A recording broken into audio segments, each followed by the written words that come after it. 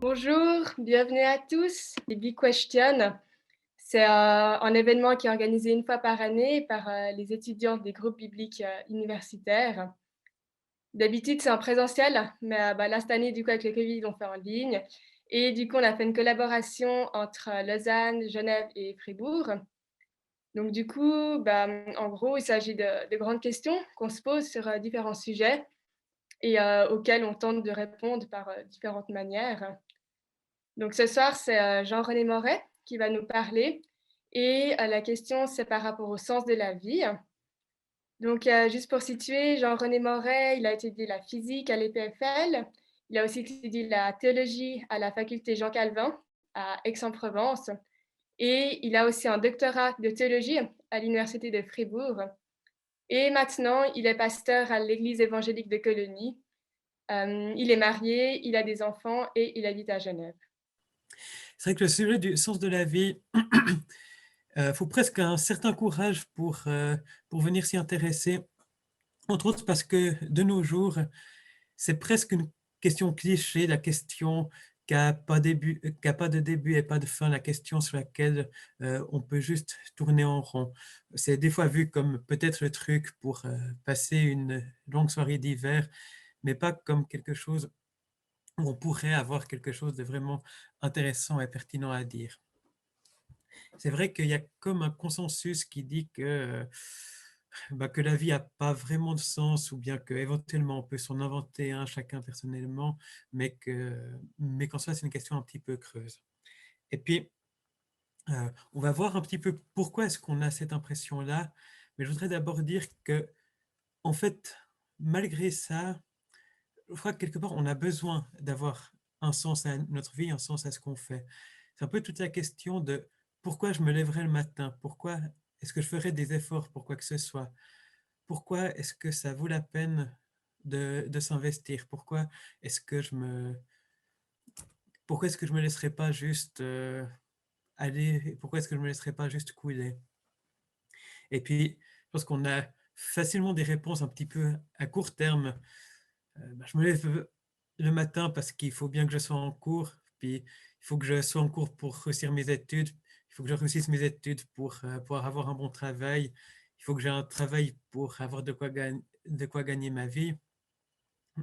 Mais euh, la question, c'est quel est le but final de tout ça? Et si je gagne ma vie pour rester en vie, pour pouvoir continuer à travailler, bah, c'est le serpent qui se mord la queue. Et puis à un moment, on se dit, mais finalement, quand même, pourquoi? Et puis, euh, ouais. Et pour que la vie ait un sens, bah, il faut que quelque chose ait, ait une valeur dans ce monde, qui est quelque chose où on dit, ça ça vaut la peine que je fasse des choses en vue de ça. Après, à la, à la question, quel genre de sens on va trouver à la vie, je pense qu'il y a deux grandes catégories de réponses. Première catégorie, c'est celles qui disent, ben, on va simplement se faire du bien, chercher ce qui va me faire plaisir, me faire me sentir bien. C'était par exemple un peu l'esprit d'une campagne de publicité organisée par des athées il y a quelques années, qui avait mis sur les bus publics un message de l'ordre de Dieu n'existe probablement pas, alors relaxe-toi et profite de la vie.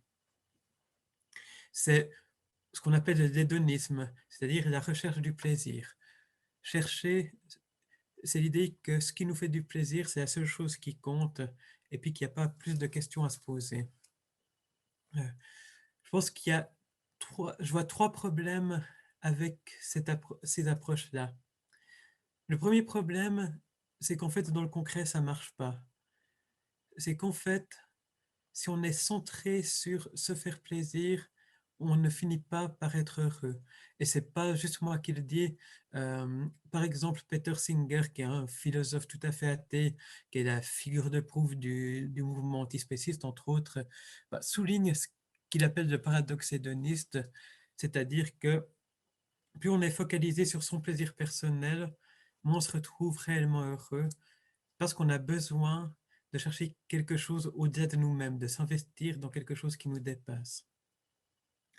Deuxième reproche que je fais à cette réponse-là, c'est que ça fait de nous des parfaits gogos pour la société de consommation. Mais oui, faites-vous plaisir, profitez de la vie. Et d'ailleurs, on a des trucs à vous vendre qui vont vous rendre heureux.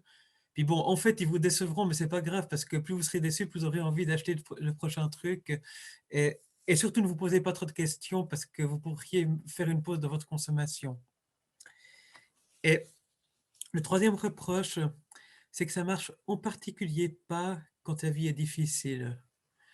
On peut éventuellement dire oui, ben, la vie vaut la peine d'être vécue parce qu'on s'amuse et puis qu'on a plaisir quand la vie est belle, qu'il fait beau, qu'on passe du temps avec les amis, que la vie nous réussit. Mais quand la vie se casse un peu la figure, quand ça fait 1 an et demi qu'on est confiné, qu'on voit personne, quand les relations sont pas ce qu'on voudrait, quand quand la santé vacille, quand on n'a pas réussi dans nos objectifs, voilà, quand la vie n'est plus si pleine de plaisir que ça, et ben l'injonction à juste profiter de la vie, elle nous déprime encore plus, elle nous met au fond du trou, parce qu'elle nous dit si ta vie n'est pas plaisante, si ta vie n'est pas agréable, eh ben elle ne vaut pas la peine d'être vécue. C'est pour ça que je crois qu'il faut quelque chose de plus que juste chercher son petit plaisir personnel. Alors on arrive à l'autre grande catégorie de réponses qui sont plutôt que fais-toi du bien, on va dire fais du bien autour de toi. Cherchez à rendre ce monde meilleur. Cherchez à apporter des bonnes choses dans le monde. Et je crois que c'est une beaucoup meilleure catégorie de choses à chercher. Mais la grande question qui se pose avec ça, c'est qu'est-ce qui est vraiment bien? C'est quoi faire du bien? Et, et oui, c'est la question des valeurs, de qu'est-ce qu'il y a de la valeur dans ce monde, de qu'est-ce qui vaut la peine justement qu'on s'y investisse. Et où est-ce qu'on va chercher ces valeurs-là? Dans notre époque, un réflexe qu'on peut avoir, c'est si on veut une réponse sérieuse à une question sérieuse, c'est de chercher du côté de la science. Mais la science, par définition, elle ne s'intéresse pas à la question du sens. La science, elle n'est pas là pour nous dire le but des choses. Et la science traite le monde et toute chose comme une réalité impersonnelle, comme une réalité un peu mécanique. Il y a des règles, des enchaînements de causes et d'effets qui font que des choses se passent. Mais, mais la question du sens, elle est indissociable d'une notion d'intention, indissociable d'une notion de valeur. Et les choses impersonnelles ne peuvent pas donner une valeur aux choses. Un petit peu dans cet ordre d'idées, euh, Sigmund Freud, le fondateur de la psychanalyse, écrivait dans une lettre à un de ses amis que quand on commence à se poser des questions portant sur le sens de la vie et de la mort, on est malade, car tout ceci n'existe pas de manière objective. Donc, merci Sigmund. Si vous vous posez des questions sur le sens de la vie, vous êtes des malades. Je répète, quand on commence à se poser des questions portant sur le sens de la vie et de la mort, on est malade, car tout ceci n'existe pas de manière objective. Et en fait, ça, c'est très symptomatique. Si vous cherchez une objectivité euh, dans la réalité décrite par la science, une objectivité impersonnelle, ben, vous arrivez à la conclusion qu'il ne peut pas y avoir de sens. Alors, du coup, pour trouver du sens, il faut quelque chose de personnel. Il faut des personnes avec une intention, avec une capacité d'avoir des buts et des valeurs. Et donc, on peut se trouver à chercher chacun en soi-même le sens de notre propre vie. Et c'est ce qui est beaucoup prôné aujourd'hui. Écoute ton cœur, suis tes rêves. Un peu l'idée que chacun doit définir pour lui-même qu'est-ce qui va avoir un sens, qu'est-ce qui va avoir une valeur. Mais là aussi, il y a des faiblesses. Une, c'est que l'objectif qui nous dépasse, si c'est nous qui le fixons tout seul, ben, il ne nous dépasse pas vraiment. Et que quelque part, si je me rends compte que l'objectif n'est pas si facile à atteindre, j'ai qu'à en changer. Mais du coup, ça va pas nous pousser à nous investir, ça va pas nous pousser à nous déplacer, à nous dépasser, pardon. Et puis, quelque part, si on doit s'appuyer que sur nous-mêmes pour définir le sens de notre vie, notre problème, c'est qu'on n'a pas de point d'appui. C'est un peu comme si je vous place dans une combinaison spatiale en apesanteur dans le vide. Je peux vous dire que vous êtes parfaitement libre parce qu'il n'y a absolument rien autour de vous comme limite, comme chose qui vous empêche d'aller où vous voulez. Mais en fait, vous pouvez aller absolument nulle part parce que vous ne pouvez pas vous appuyer sur quelque chose pour, euh, pour vous mettre en mouvement.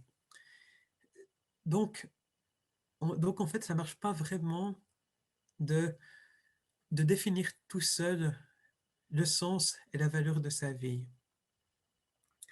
La réponse suivante qu'on peut essayer, c'est de se dire, on va se mettre d'accord ensemble, les uns avec les autres, on va s'appuyer les uns sur les autres pour donner du sens et de la valeur à nos vies. Et donc là, ça va être l'idée de chercher un consensus sur ce qui est bien et ce qui est mal, sur ce qu'on veut chercher, sur ce qui vaut la peine. Mais là encore, le problème, si c'est juste un consensus entre nous, c'est qu'il n'y a pas d'arbitre entre des consensus différents. Et puis si nous, on a un consensus qui dit qu'il faut être gentil, protéger la planète, respecter les opinions des autres et prendre soin des plus faibles, on n'a rien qui nous permet de dire que ce consensus-là est plus valable que le consensus de l'Allemagne nazie, que le consensus de ceux qui disent qu'il faut que les plus forts écrasent les autres et que, ouais, euh, et, et qu'il faut avant tout se battre pour la victoire de son propre groupe racial ou n'importe quoi.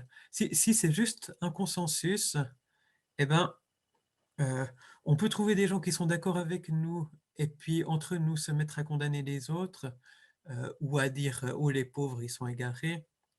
Mais, euh, mais, dans- mais s'il n'y a aucun point de référence moral extérieur à nous et à notre consensus, eh ben, on est exactement dans la même situation, quel que soit le genre de valeur, le genre de bien qu'on essaye de faire et d'apporter.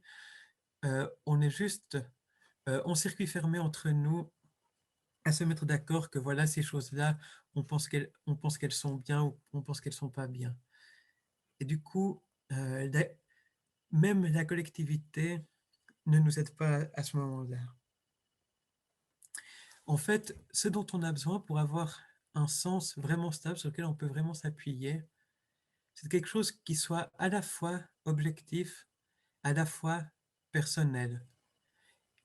Il nous faut une personne qui a un but, des intentions, qui voit vraiment une valeur aux choses, qui peut juger de la valeur des choses. Mais une personne qui soit extérieure à nous, une personne qui soit au-delà de nous, qui existe avant nous et qui sera encore là après nous. On a besoin quelque part d'un arbitre qui puisse compter les points, qui puisse reconnaître la valeur des choses et puis qu'on puisse vraiment se dire, bah, le bien que j'ai cherché à faire, il y a quelqu'un qui va le reconnaître, même si le monde entier est contre moi. Et quelque part, ceux qui ont changé le monde, ceux qui se sont battus pour apporter des transformations qui sont bonnes, c'est des gens qui étaient convaincus qu'il y avait un bien et un mal qui existaient en dehors d'eux et qui valait la peine et que c'était juste de se battre pour que le monde ressemble plus au bien et moins au mal. Mais bien, et là, vous me voyez peut-être venir, sinon vous allez le voir tout de suite. Une fois qu'on parle de quelqu'un d'infini, d'éternel et qui est une personne, eh ben, le nom qu'on a en français pour parler de ce concept-là, de cette personne-là, eh bien, c'est Dieu. Et j'ai vraiment cette conviction qu'il y a besoin que Dieu existe pour que le monde ait une valeur et pour que la vie ait un sens. Mais ce n'est pas seulement ma conviction de chrétien. J'ai été très intéressé à un moment de voir que des penseurs existentialistes du XXe siècle, donc des philosophes comme Jean-Paul Sartre ou Albert Camus, qui étaient tout à fait athées, euh, en fait reconnaissaient que parce qu'ils ne croyaient pas en Dieu, ils avaient un problème par rapport à cette question des valeurs et du sens. Euh, je vous lis une citation de Jean-Paul Sartre qui disait « L'existentialiste, au contraire, pense qu'il est très gênant que Dieu n'existe pas, car avec lui disparaît toute possibilité de trouver des valeurs dans un ciel intelligible. Il ne peut plus y avoir de bien a priori, puisqu'il n'y a pas de conscience infinie et parfaite pour le penser.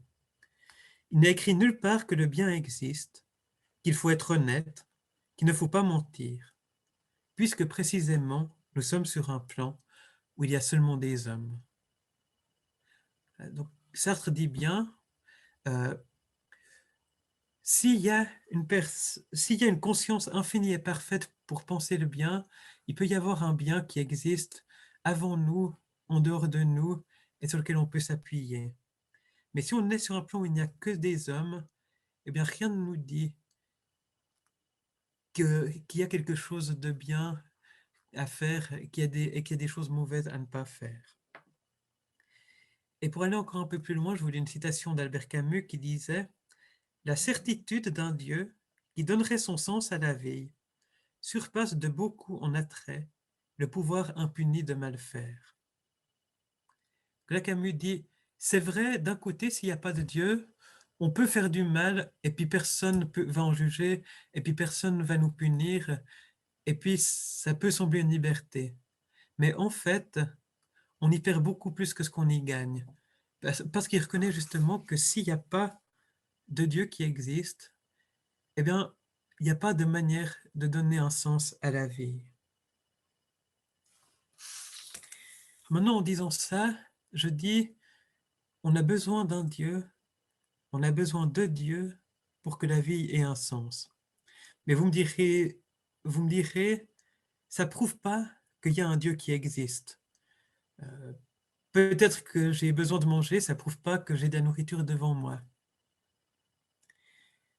Et je vais pas vous donner ce soir toutes les preuves ou les indices possibles qu'on peut avoir par rapport à l'existence de Dieu, parce que c'est pas le sujet de la soirée et qu'on n'a pas le temps. Je vous donnerai juste un argument en rapport avec le sujet. C'est vrai, le fait que j'ai faim ne prouve pas que je vais avoir à manger ce soir. Mais le fait que j'ai faim prouve que je suis dans un monde où il existe de la nourriture et que je fais partie d'une espèce qui retrouve ses forces en mangeant. Bon, et puis là, quand je vous dis ça, je synthétise des choses que disait C.S. Lewis, qui est l'auteur des Chroniques de Narnia, entre autres. Donc, j'ai pas inventé ça. Mais que si on a besoin d'un sens à notre vie pour se sentir bien, pour vivre une vie qui fonctionne, et si ce sens ne peut pas vraiment exister d'une manière stable, d'une manière satisfaisante, sans l'existence d'un Dieu, eh bien, c'est au moins un bon indice qu'il y a un Dieu qui existe, c'est au moins une bonne raison de se poser cette question à fond, de savoir s'il y a un Dieu qui est là, qui peut donner un sens à nos vies, qui peut nous diriger, nous montrer comment vivre cette vie d'une manière qui vaille vraiment la peine de la vivre. Jusque-là, parler sur un plan un petit peu philosophique, des réflexions où j'espère que tout le monde peut me suivre, ou en tout cas comprendre la logique, même si tout le monde ne va pas être convaincu par tous les arguments. Maintenant, si on parle d'un Dieu qui est personnel, donc qui a une identité, qui a une volonté, on parle aussi de quelqu'un qui peut parler, qui peut prendre l'initiative, qui peut se faire connaître. Et à ce stade, moi, j'ai envie de vous parler aussi en tant que chrétien, en tant que personne qui croit que Dieu a parlé dans l'histoire des hommes, qui croit que Dieu a pris l'initiative de se faire connaître. Et à ce moment-là, je suis plus forcément en train de donner des arguments philosophiques. Je parle entre autres en tant que témoin, en tant que personne qui sait que Dieu a parlé dans la Bible, dans ce qui est raconté par les Écritures chrétiennes, et puis qui vous dit, qui vous dit ce que Dieu a dit d'après cette révélation, et qui vous dit comment ça répond aussi à cette question du sens de la vie. Donc c'est à la fois plus personnel, et à la fois c'est aussi quelque part un package à évaluer, euh, de croire, ouais, je vais vous dire ce que la Bible montre sur cette question, et ça sera à vous d'évaluer si ça fait sens, si c'est possible que ça soit vrai, et si vous voulez l'accepter, de prendre en compte, et y donner du crédit et de la valeur. D'après la Bible, Dieu est un Dieu d'amour. Dieu est amour. Et il a créé l'humanité par amour. Il a créé l'humanité pour pouvoir nous aimer, pour pouvoir partager son amour avec nous, et pour que l'amour qui existe en lui se développe, euh, pour que l'amour qui existe en lui touche davantage de personnes. Ce qui implique aussi que l'humanité entre elles vive dans l'amour, vive des relations bonnes, des relations justes, des relations saines, des relations fructueuses.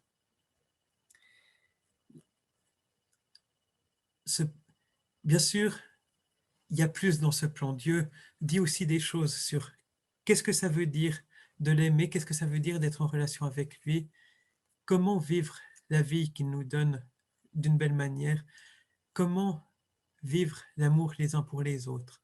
Mais vraiment, au centre de ce plan, bien, il y a d'être dans une relation d'amour avec Dieu qui nous a créés, et d'être dans une relation d'amour les uns avec les autres.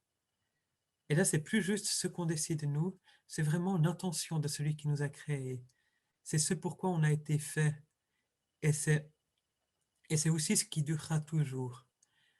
Parce que Dieu est éternel et qui promet la vie éternelle à tous ceux qui mettent leur confiance en lui. Et s'investir dans la vie des uns et des autres, s'investir dans la relation avec Dieu, c'est la seule manière de s'investir dans quelque chose qui durera vraiment. Même les pyramides vont être réduites en poussière par l'usure du temps. Même notre planète va être absorbée quand le Soleil aura épuisé son carburant. Le seul qui est éternel, c'est Dieu, et c'est ceux à qui il donnera de vivre éternellement. Et je crois que ce plan, il est beau et il donne de la valeur. Et la bonne nouvelle, c'est qu'on n'est pas le fruit du hasard. La bonne nouvelle, c'est qu'on n'est pas issu du néant pour aller vers la destruction, mais qu'on est issu de l'amour d'un Dieu qui nous a créés, qui veut nous aimer et qui veut notre bien. La mauvaise nouvelle du fait qu'il y ait un plan, c'est qu'on est tous en train de passer à côté, un peu ou beaucoup, mais on est tous à côté du plan de Dieu pour nous. On est tous en train de ne pas nous aimer les uns les autres aussi bien que ce qu'on devrait. Et, et si moi ou toi n'est pas en ce moment dans une relation harmonieuse, dans une relation d'amour avec Dieu, eh bien, on est en train de passer à côté de ce plan. On est en train de passer à côté de notre vie, à côté de ce qui fait vraiment le sens de l'existence, de ce qui fait le sel, de ce pourquoi on a été créé. C'est un petit peu la remarque que faisait Camus. Si Dieu existe, la vie peut avoir un sens, mais ça veut aussi dire qu'on ne peut plus mal faire euh, sans que ça ait de conséquences. C'est que s'il y a un Dieu qui nous appelle à faire le bien, à vivre une vie belle et une vie bonne, et bien quand on vit une vie méchante, quand on s'éloigne de lui, on se met en porte-à-faux avec lui, et ça a des conséquences.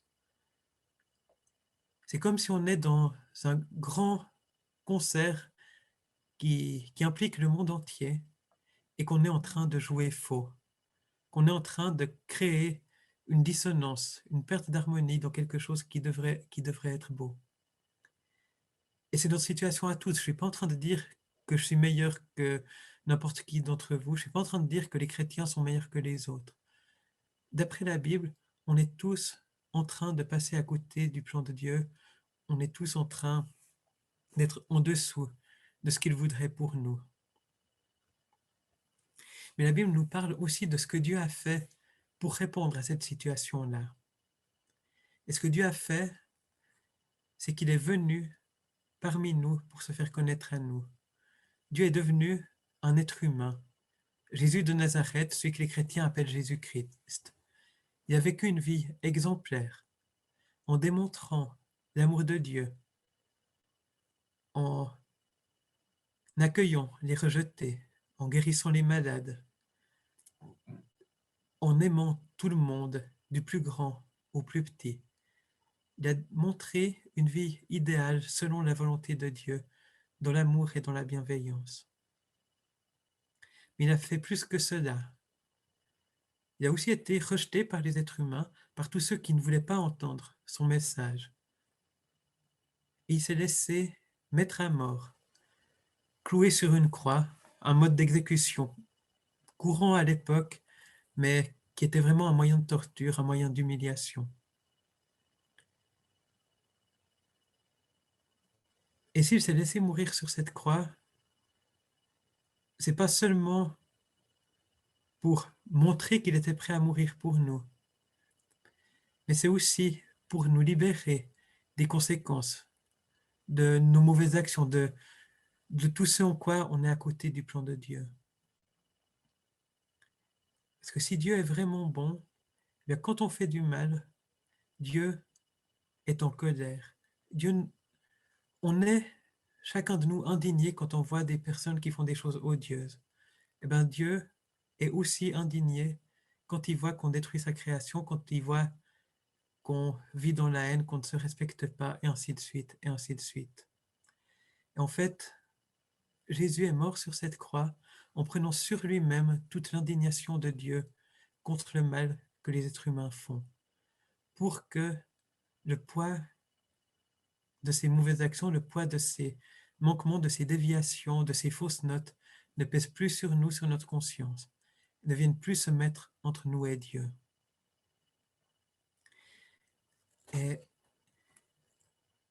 c'est vraiment comme s'il a pris tout le mal qu'on a fait, toute la culpabilité qui va avec, qu'il a pris sur lui et qu'il a emmené avec lui dans la mort pour que ça disparaisse de nos consciences. Et après, il est ressuscité, il est revenu à la vie pour nous permettre de vivre une vie nouvelle, une vie où on retrouve le plan que Dieu voulait pour nous, une vie dans une relation harmonieuse avec Dieu, une relation avec Dieu où on reçoit son amour et où on en déborde aussi pour montrer son amour à d'autres autour de nous. Et la Bible dit que les chrétiens sont appelés à être des ambassadeurs de la réconciliation, des personnes par qui Dieu appelle « Soyez réconciliés avec Dieu ». Et c'est vraiment ce que j'ai envie de dire à chacun ce soir, que vous pouvez être réconciliés avec Dieu parce que Dieu a fait le nécessaire. Il a fait des pas qu'il fallait. Il est venu en personne. Il a payé de sa personne pour qu'on puisse le connaître, pour qu'on puisse être réconcilié avec lui, pour qu'on puisse être libéré de toute culpabilité, pour qu'on puisse recevoir son amour et recevoir la force d'aimer les autres, comme il nous appelle, comme c'est bon, comme ça vaut la peine. Et je crois qu'une vie emplie de l'amour de Dieu, une vie où on a cet amour de Dieu en nous et qui déborde vers les autres, c'est la plus belle vie qu'on puisse vivre. C'est la vie qui a le plus de sens. Et c'est ça qui nous donne le moyen d'avoir une vie qui fleurit, qui est belle, où on s'investit, où on se réjouit des fruits de là où on s'investit. Et je voudrais vraiment vous inviter chacun t'inviter personnellement, si tu n'es pas encore dans une relation réconciliée avec Dieu, dans une relation d'amour avec lui, eh bien, cherche cela. Mets-toi à sa recherche. Et tu peux même demander ce soir à Dieu de se faire connaître à toi. Tu peux demander à Dieu de te convaincre que c'est une réalité, qu'il est vraiment venu pour te connaître, pour te trouver, pour t'appeler à lui. On m'avait aussi demandé en préparant cette conférence d'aborder la question si Jésus est le seul chemin vers Dieu. Je n'ai pas y passé beaucoup de temps, mais je voudrais juste dire que ce que Dieu a fait en Jésus-Christ, Dieu qui s'incarne, qui vient en personne et qui se donne en mourant pour l'humanité, non seulement il n'y a pas d'autre religion, il n'y a pas d'autre philosophie qui dit que ou Dieu le fait, mais il n'y a même pas, il n'y a personne d'autre qui prétend que Dieu l'a fait. Personne d'autre, il n'y a pas d'autre Dieu qui prétend être venu donner sa vie pour nous. Et du coup, si c'est ça dont on avait vraiment besoin, et c'est ma conviction, eh bien, il n'y a personne d'autre qui peut le proposer. Il n'y a personne d'autre qui est allé jusque-là. Toutes les autres religions, toutes les autres philosophies vous disent, voilà le problème et voilà comment vous pouvez le régler. La foi chrétienne vous dit, il y a un problème, mais l'être humain ne peut pas le régler, il faut que ce soit Dieu qui le fasse. Et Dieu l'a fait en Jésus-Christ. C'est pour ça que c'est absolument unique. J'interdis à personne d'aller regarder ailleurs parce que je sais que qu'on ne trouve pas l'équivalent ailleurs. Et du coup, je voudrais vraiment vous inviter à faire un pas vers Dieu. Vous pouvez lui dire, je veux être réconcilié avec toi. Et je sais que si vous partez de zéro, vous avez besoin de beaucoup d'autres pas pour croire qu'il existe vraiment, pour découvrir qui il est et pour développer une relation avec lui. Mais vous pouvez faire un pas ce soir. Vous pouvez prier chez vous. Vous pouvez aussi demander à quelqu'un que vous connaissez qui est chrétien de prier avec vous. Mais n'hésitez pas à faire le pas. Dieu est proche et Dieu se laisse trouver. Jésus dit qu'il ne jettera pas dehors celui qui vient à lui. Je crois que c'est une promesse qui est sûre et certaine, que si on cherche Dieu, si on crie à lui, si on lui demande de pouvoir le connaître, lui, il se laisse trouver, il se laisse découvrir, il nous accueille et il nous donne de vivre une vie qui a du sens, qui est riche et qui vaut la peine. Si vous avez des questions ou quoi que ce soit d'autre, vraiment, n'hésitez pas à nous contacter. Donc, on a un compte Instagram, on a un compte Facebook, on a une chaîne YouTube. Et là, vous pourrez trouver plusieurs témoignages de personnes chrétiennes. Et vous pouvez aussi nous contacter par email.